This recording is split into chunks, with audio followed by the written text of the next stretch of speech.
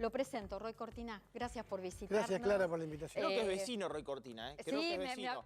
Villa Santa Rita, Villa...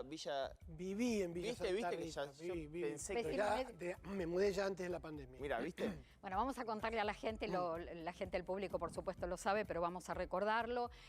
Roy Cortina es titular de la Subsecretaría de Políticas Culturales de la Ciudad de Buenos Aires. Sí. Una trayectoria muy larga, porque también titular de la Comisión de Cultura en la legislatura porteña, en la Cámara de Diputados de la Nación.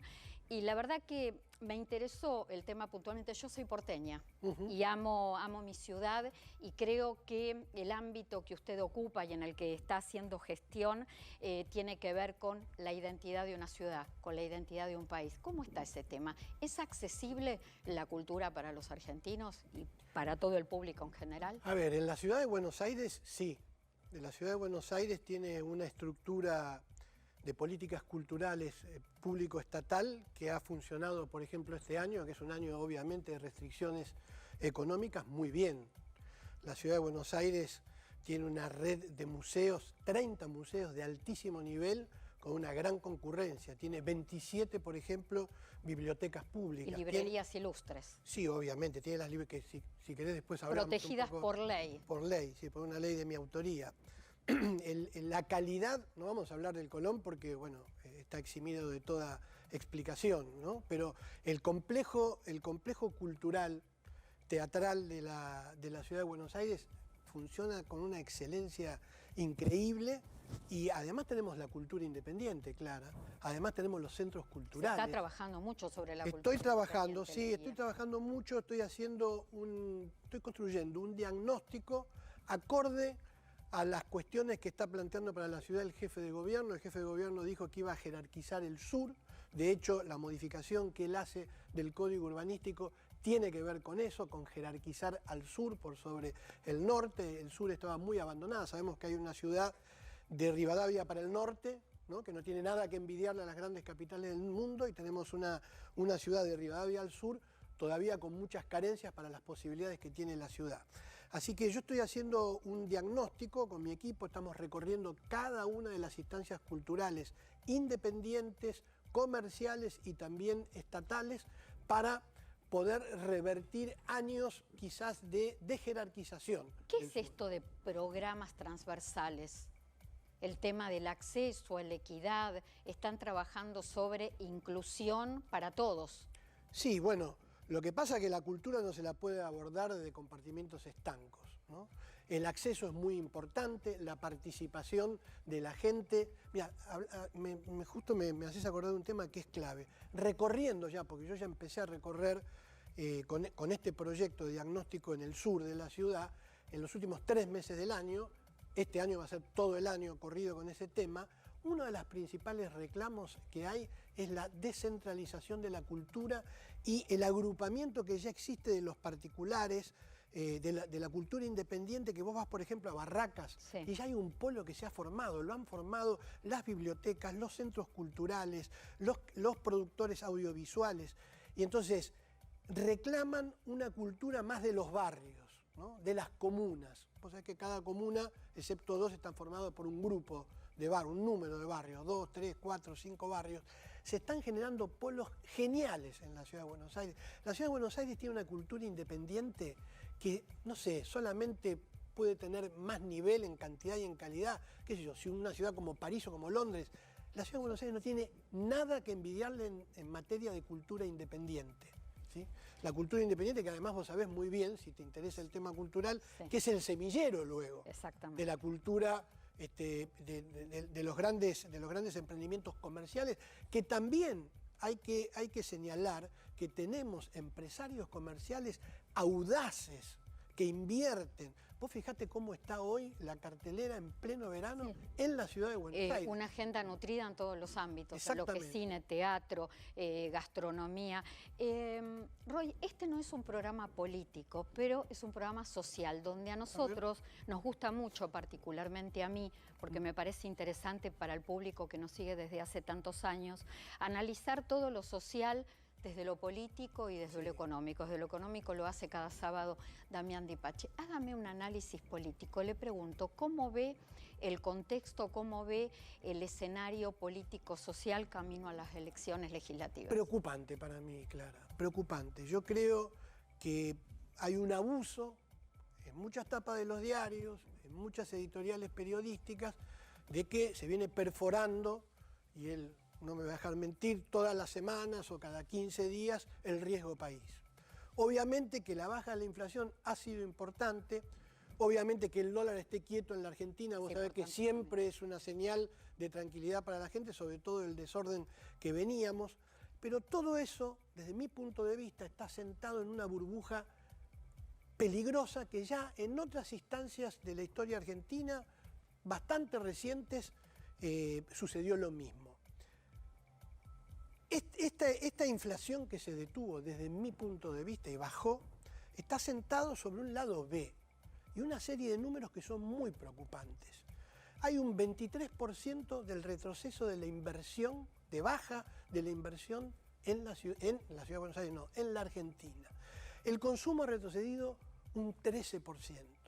El PBI ha bajado un 5.5%. El 65% de los chicos de 17 años para abajo, son pobres en la Argentina. ¿Usted con esto qué me quiere decir? ¿Que todo eso ha sido consecuencia de poder acelerar la inflación? El gobierno que recibió Milei, vamos a hablar de herencias y de herederos.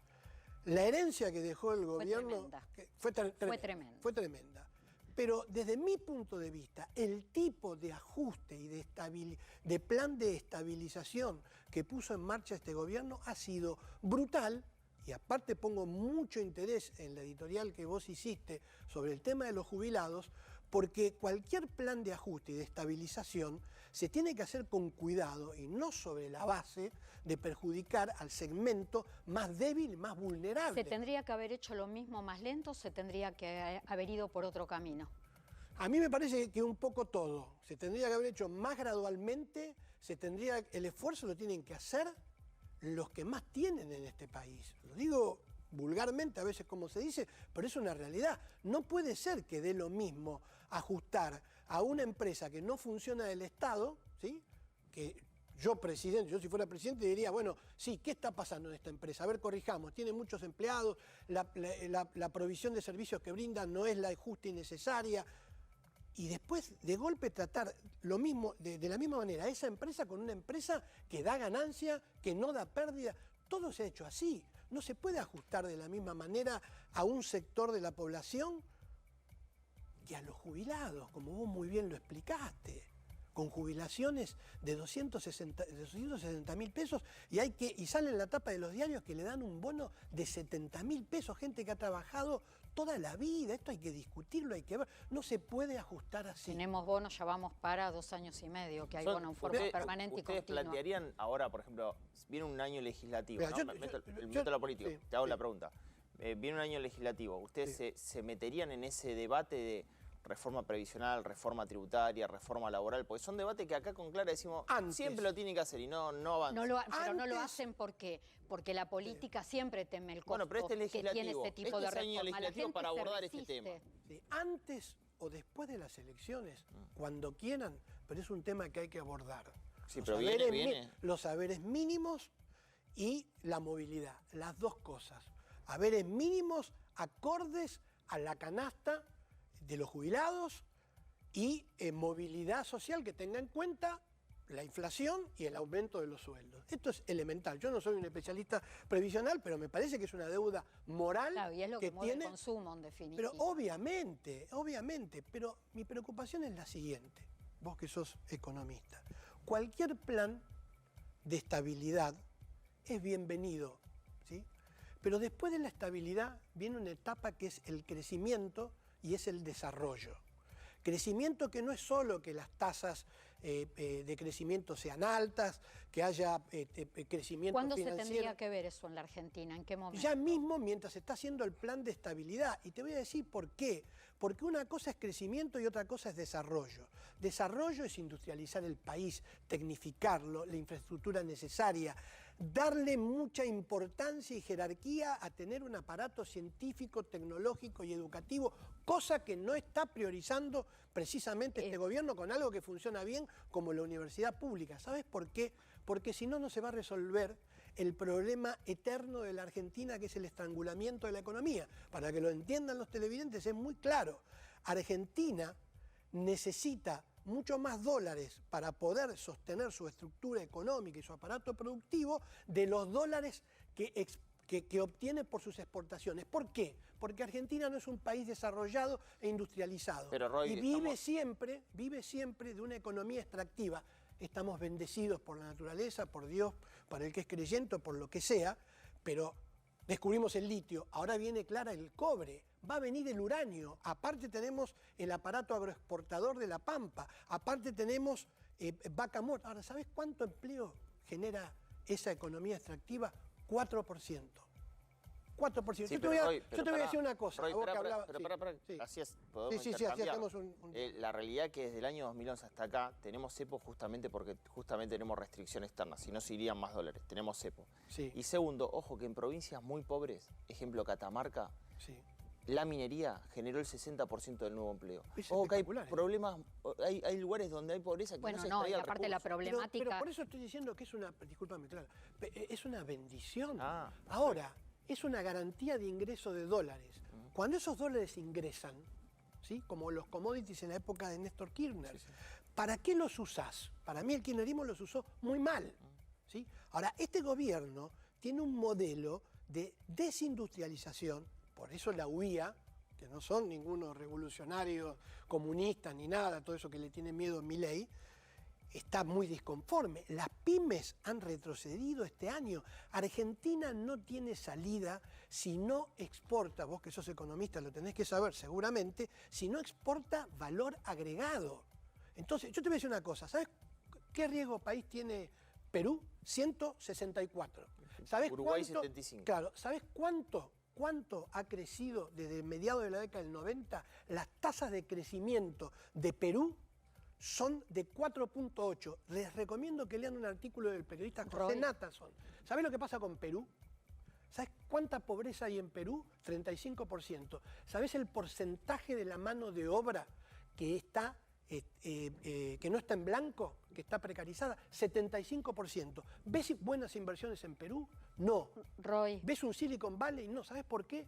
Porque Perú exporta cobre, fruta, pescado y algún otro mineral. Roy, la última pregunta. Dale. ¿Se va a presentar en las elecciones legislativas? Y tenemos que discutir con mi partido, pero seguramente Por el socialismo. me gustaría con otras fuerzas aliadas progresistas, sí, disputar una candidatura o a senador o a diputado nacional, porque conozco mucho la ciudad, he sido diputado nacional y me parece que en el Congreso faltan diputados que defiendan a la ciudad. Gracias por haber venido. Gracias por haber citado lo justo y necesario, que casi 30 años, la primera vez. No nos conocíamos personalmente. Ha sido un gusto. Bueno, un gusto también para mí y espero que vuelva. Lo tratamos bien, espero que vuelva. Bárbaro. Gracias.